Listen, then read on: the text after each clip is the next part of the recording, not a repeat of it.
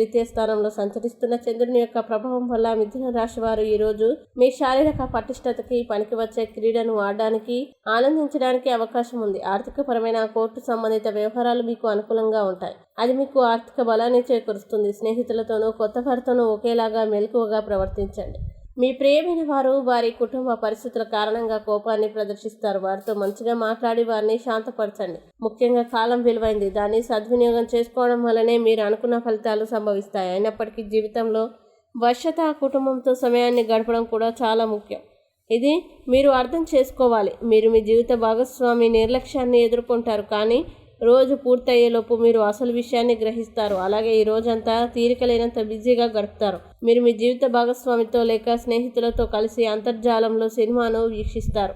ఇది మీకు ఆహ్లాదాన్ని అందిస్తుంది. ఇక మిథున రాశి వారు ఈ రోజు వచ్చే ఇబ్బందుల్ని అధిగమించడానికి, అనుకూల పరిస్థితులు ఏర్పడడానికి దత్తస్తవాన్ని పారాయణం చేసుకోవడం వల్ల విశేషమైన శుభ ఫలితాలని పొందుతారు.